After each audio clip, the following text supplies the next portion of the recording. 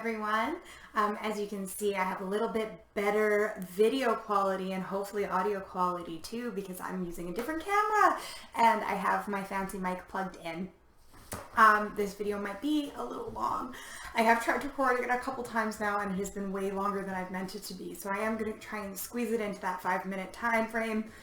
If not, it is what it is. Also, I am having a little bit of a technical issue with my computer, so if we have some hiccups and I have to edit things, it is what it is. So, as you may have noticed, I'm very behind on posting, and reason being, pregnant.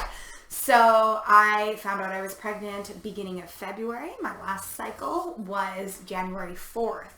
So I am 11 and a half weeks pregnant now. So I'm going to give you a little bit of a pregnancy update from week 1 up until now and just let you know what's going on. So if you have been following my journey, Kelly and I have been trying to get pregnant. We were doing cycle tracking using the app Clue, which just uses a mathematical algorithm to track your cycle along with your symptoms to kind of help give you a guide of what's happening with your body. These are not fail proof.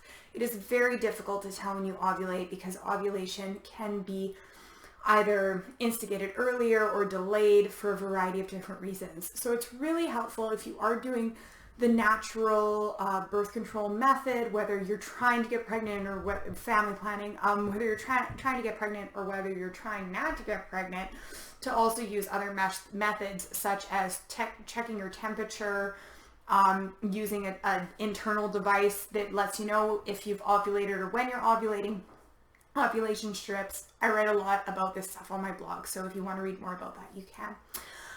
So your first week of pregnancy, you're not pregnant, you're menstruating. So my last period was February 4th. The following week, kind of at the tail end of that week on day 14 is when they theoretically think you will ovulate. According to all my dating so far, it seems like that is likely the date I ovulated, which, 2 weeks after the first day of my period, which was January 18th. The following 2 weeks, again, you're not really quite pregnant yet. The sperm and the ovum, they're trying to get to know each other. They're fertilizing, they're implanting, those sorts of things. During this time, you can experience cramping, bleeding, some kind of extra discharge, these sorts of things. I didn't experience anything. I've actually had 0 spotting this pregnancy, which has been really cool. And kind of unusual. In my pregnancy with Oliver, I did have spotting throughout my first trimester and later, so I've been excited not to be experiencing that this pregnancy. Week 4, I felt terrible. Kelly kept pestering me. He was like, "Are you pregnant? Are you pregnant? Are you pregnant?" And I'm like, according to everything, I wouldn't feel pregnant yet, so I'm probably just sick. But he was right. I was pregnant. So I'm not sure if this is like real or not, but for me, this would have been during likely fertilization implantation. So I was feeling nauseous and I was feeling really tired. So I'm not sure if those are true symptoms or if it just happened that I was actually pregnant. If you know if those are symptoms of very early pregnancy, hit me up. I'd like to know. At the end of that, week 5, I took a pregnancy test. So I took a pregnancy test on the day I was due for my period and positive. Took another one because Kelly didn't believe me. Positive. Took a third one just because why not? Positive. And if you want to read more about any of that information, I put some of that stuff on the blog. We got a confirmation from the doctor at the end of that week, and then it's pretty much a waiting game. I called my doctor, made my first prenatal appointment. I called my midwives. I got into that program, which was really exciting. And then it's pretty much a waiting game until week 10. Week 10, we got to meet our little person. There he or she is. Super exciting. Again, we're not finding out the gender. Baby's about as big as a fig right now. Has little fingies, has little toes, is pretty much all head. I feel terrible. I feel really sick. I feel really fatigued. I have been working at home due to the COVID-19 crisis. I've been working just here and self-isolating, but I really have only been getting half days done just because I'm so freaking tired. I do see the timer and it's going over 5 minutes, but that's okay. I have a little bit more to say. So my first prenatal appointment, they had awesome protocols and procedures in place for COVID-19.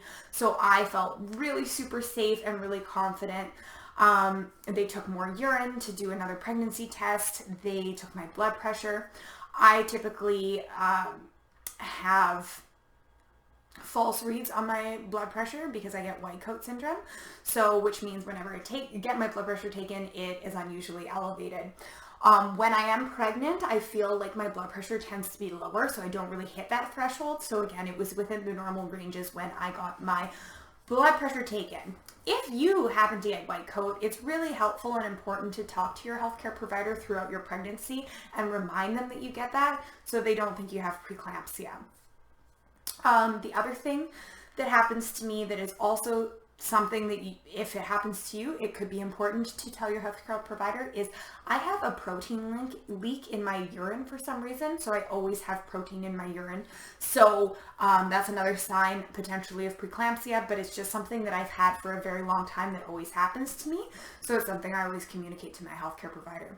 They took my height measurement and my weight measurement. I was very excited to learn that I'm only 175 pounds, which is good. My pre-pregnancy weight with Oliver was 165. So I'm really happy to be very close in range considering that I haven't been doing anything to try and lose weight. I try and stay active, but I haven't been doing any real like heavy working out or eating in a way to lose weight. We went through quite a few little questionnaires and such like that at my doctor's appointment that I hadn't done before that I thought was kind of unusual. Lots of questions about my health, lots of questions about Oliver, my son's health, lots of questions about my mental health, like how I was feeling about this pregnancy. Do I have proper supports in place? So that was all very interesting and kind of a little bit unusual. When I went to go and get my blood work done, and keeping in mind this all happened on week 10. So nothing happened week 1 to week 10. It was week 5 that I got a confirmation. So I did go into a doctor's office to say, yes, I am pregnant. Here's my P to prove it. And I called and made my prenatal appointment with both the midwifery office and the doctor's office the following week. The midwifery's office is an application program, so you don't find out if you got in or not for about a month, depending on when you call in. Call in as soon as you find out you're pregnant, though, because they have a limited amount of space. In Saskatchewan, I'm not sure if this is the way it is everywhere. Probably a good idea to call obstetricians right away, too, just because who knows, things are crazy out there. So you always want to make sure you can get good prenatal care. So nothing. It's just like a big waiting game and you feel terrible. And I tell everyone I'm pregnant because I don't want people to think that I'm contagious or hungover, but some people don't. So it's just like this huge waiting game. Meanwhile, you just feel totally sick the whole time. So it's really not fun. But week 10 is great because you get to talk to your doctor. I'm touching my face. I'm sorry, that's so bad right now, but, I got to get my ultrasound. I got to go get a bunch of blood work done, which was really crazy about blood work done is everyone was in hazmat suits. And while I was there, they declared a state of emergency here in my province. So that was really like an interesting and actually weirdly a special experience because I'm always going to remember it. They took more urine. So I've actually had to pee 5 times now for this pregnancy alone. So that's fun. And I feel like they took way more blood this time than they did when I was pregnant with Oliver. And I have a hunch that part of the reason is because of the COVID-19 crisis. So that's that. My next appointment is April 4th with the midwives. And with any luck, I'll get to see them in person. But if not, hopefully they'll do a phone call or a video conference call with me. So that's all very exciting. Baby's about as big as a fig right now, has all of its internal organs. If it's going to be a baby girl, it's already growing its ovaries. And this upcoming week, it's going to have genitalia. So that's what happens in your first 11 weeks. And I just see the timer now, and it is about twice as long as I wanted it to be, but that's okay. Thanks so much for watching, guys. To date by following, subscribing to everything I do, and that way you'll always stay updated on my pregnancy.